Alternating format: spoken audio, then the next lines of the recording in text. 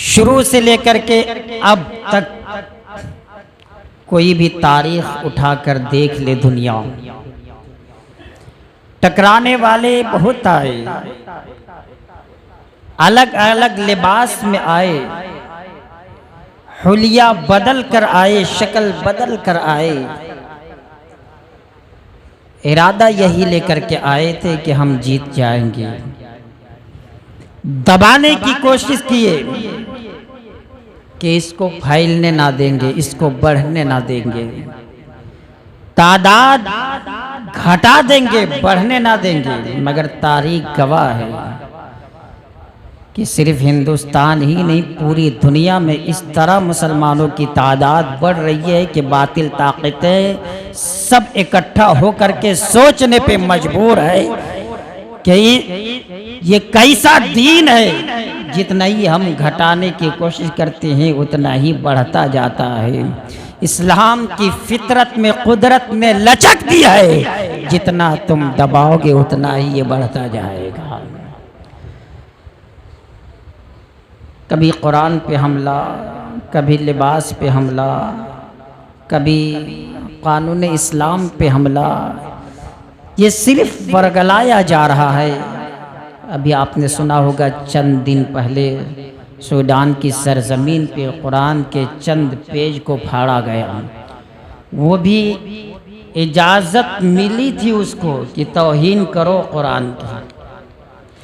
ایک سوال پیدا ہوتا ہے، ایک شخص نہیں، پوری دنیا کے جتنے دشمنان اسلام ہیں، جتنے مخالفین قرآن ہیں، سب مل کر کے قرآن کی اگر توہین کرے تو کچھ بگڑے گا؟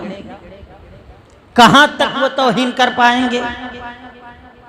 زیادہ سے زیادہ قرآن کو بک اسٹور سے خرید کر قرآن کو جلائیں گے، قرآن کے پیج کو پھاڑیں گے، قرآن کی توہین کریں گے۔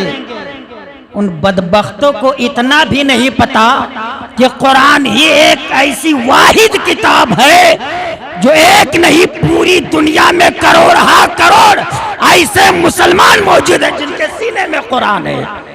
ہم ان مسلمانوں کے سینے کو تو نہیں جلا پائیں گے، ان مسلمانوں کے کلیجے کو تو ہم نہیں پھاڑ پائیں گے۔ زیادہ سے زیادہ 10 12 یا 1 لاکھ حافظ قرآن کو جلائے گی دنیا۔ میں پوچھنا چاہتا ہوں، قرآن کے بک اسٹور سے خرید کر قرآن کی توہین یہ باطل طاقتیں کر پائے گی، مگر جن کے سینے میں قرآن ہے اس قرآن کو نکال کر کیسے توہین یہ طاقتیں کرے گی؟ اس قرآن کو کیسے نکالے گی دنیا؟ اب تو خاموش ہو جانا چاہیے۔ اور ڈنکے کی چوٹ پہ میں اعلان کرتا ہوں، کوئی ماں کا لال سورج جدھر سے نکلتا ہے تو اس کا رخ نہیں بدل سکتا، کیونکہ سورج پہ جو ہے دستے قدرت کی طاقت ہے، اللہ کی طاقت ہے۔ سورج اگر پورب سے نکلتا ہے تو پچھم میں ہی ڈوبے گا، کوئی پچھم سے نہیں نکال سکتا۔ اگر بارش کا ہونے والی ہے تو کوئی ماں کا لال روک نہیں سکتا۔ جب رب چاہے گا تو بارش ہو کر رہے گی، اور جب رب نہیں چاہے گا پھر بارش نہیں ہوگی، کیونکہ بارش پہ دستے قدرت ہے، اللہ تعالیٰ کی طاقت ہے۔ تو جس پہ اللہ تعالیٰ کی طاقت ہے پوری دنیا مل کر کے اس طاقت سے ٹکرا نہیں سکتی۔ تو ان بدبختوں کو نہیں پتا، ان ناہنجاروں کو نہیں پتا کہ قرآن کسی انسان کا کلام نہیں، قرآن جنات کا کلام نہیں، قرآن ہے تو آسمانی کتاب ہے، اللہ کا کلام ہے۔ اور جب اللہ کا کلام ہے اور رب نے وعدہ کیا ہے کہ یہ میری کتاب ہے، اس کو ہم نے نازل کیا ہے اور اس کی حفاظت کی ذمہ داری ہم نے لی ہے۔ اب ایک نہیں ساری باطل طاقتیں مل کر کے اپنی پیشانی رگڑ کر مر جائے، قرآن کا کچھ بگڑنے والا نہیں، کیونکہ یہ کلام الہی ہے، اس کا محافظ پروردگار ہے۔ ہاں اتنا ضرور ہوگا، جو بھی ٹکرائے گا وہ چکنا چور ہو جائے گا، چاہے کوئی بھی ہو۔ قرآن کوئی معمولی کتاب نہیں ہے۔ سونامی کی لہریں کے بارے میں آپ نے سنا ہوگا، اور اگر نہیں معلوم ہے تو نیٹ پہ ہسٹری معلوم کر لیجئے کہ سونامی کی لہر کیسے آئی تھی۔ سارے فوجی مل کر کے وہ اوریانا لباس میں جو لڑکیاں ملبوس تھی، ان لڑکیوں کو، فحاشی لڑکیوں کو، ناچنے والی لڑکیوں کو بلا کر شراب کے نشے میں اسے مبتلا کر کے فوجیوں نے کہا کہ ناچو۔ وہ لڑکیاں ناچتی رہی۔ جب لڑکیاں خوب مست ہو کر کے ناچ رہی تھی، کسی فوجی نے قرآن پھینک دیا، کہا اس پہ چڑھ کے ناچو۔ اللہ اکبر، تاریخ گواہ ہے۔ وہ لڑکیاں ننگی ناچ رہی تھی، ننگا ناچا جا رہا تھا قرآن پہ چڑھ کر کے۔ فوجی پکار کر کہہ رہے تھے کہاں ہے مسلمانوں کا خدا؟ یہ مسلمان کہتے ہیں کہ ہمارا خدا بہت طاقت والا ہے، شان والا ہے، اور وہ خدا جس نے قرآن کو نازل کیا، قرآن کا محافظ خدا ہے، کہاں ہے وہ خدا؟ دیکھو اس کی کتاب کی ہم بے حرمتی کر رہی ہیں، اپنی کتاب کی حفاظت وہ کرے آ کر کے۔ تاریخ گواہ ہے، سمندر سے ایسی موجیں نکلی ہے کہ وہ سارے لوگ جب اس لہر میں ہلاک ہوئے، آج تک ایک بھی باڈی نہیں ملی ہے، آج تک ایک بھی لاش نہیں ملی ہے۔ دنیا حیران ہے کہ سب ناچ تو رہے تھے، قرآن کا کھلم کھلا مذاق اڑا رہے تھے، مگر جب خدا کا قہر نازل ہوا ہے، جب عذاب الہی آیا ہے، تو سارے لوگ تہس نہس ہو گئے، سمندر کی لہر میں سما گئے۔ پوری دنیا کو پتا چل گیا کہ جس کی کتاب ہے اس خدا نے اپنے قرآن کی حفاظت اس انداز میں کی ہے، اور قرآن سے ٹکرانے والوں کو اس انداز میں عبرتناک سزا دیا ہے کہ آج تک اس کی لاش کا کوئی پتہ نہیں۔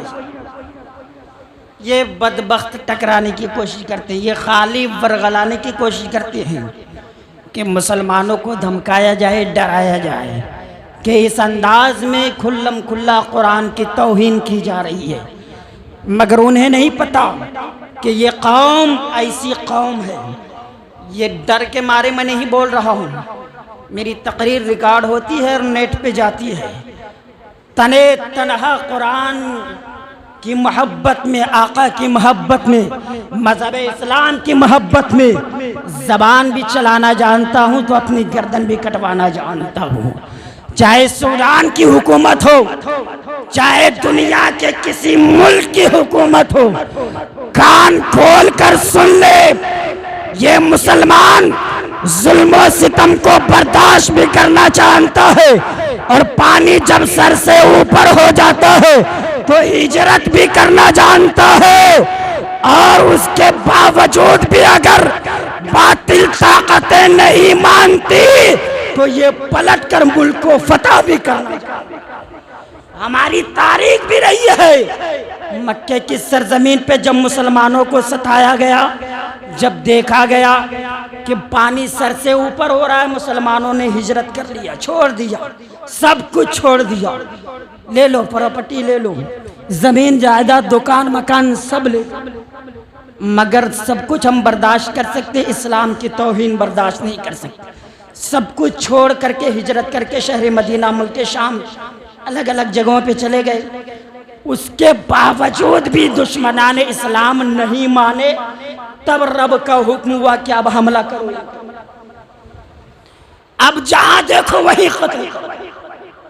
اب یہ نہیں مانیں گے، پانی سر سے اتنا اوپر ہو گیا، ساری چیزیں چھوڑ دی گئی، دکانوں مکان چھوڑ دیے گئے، پراپرٹی چھوڑ دی گئی، زمین جائیداد چھوڑ دیے گئے، اب بھی یہ نہیں مانیں گے، سب کچھ چھوڑ کر تم لوگ چلے گئے، پھر بھی یہ تمہیں مٹانے کی کوشش کرتے ہیں، پھر بھی یہ تم سے ٹکرانے کی کوشش کرتے ہیں، تو اب کھلم کھلا رب نے اجازت دے دی کہ اب جہاد کرو ان بدعقیدوں سے، اب جہاد کرو ان منافقوں سے، اب جہاد کرو ان دشمنان اسلام سے۔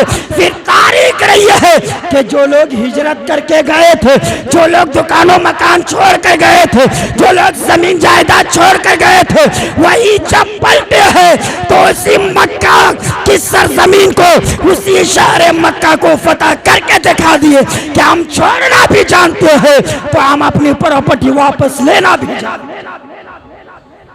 اگر سکون چاہتے ہو تو ماحول خراب مت کرو، ورنہ اگر یہ قوم روڈ پہ آ گئی جو سر پہ کفن باندھ کے ہتھیلی پہ سر لے کر کے نکلتی ہے، اس قوم سے بہت بڑے بڑے سورما پہاڑ جیسے چٹان آئے، ٹکرانے کی کوشش کی مگر ٹکرا نہ پائے۔ کیوں؟ اس کی وجہ ہے کہ اس قوم کو زندہ رہنے سے زیادہ محبت مرنے پہ ہے، کہ یہ قوم جانتی ہے کہ یہ دنیا کی زندگی اس کی کوئی حیثیت نہیں، اور ہے بھی کیا دنیا کی حیثیت۔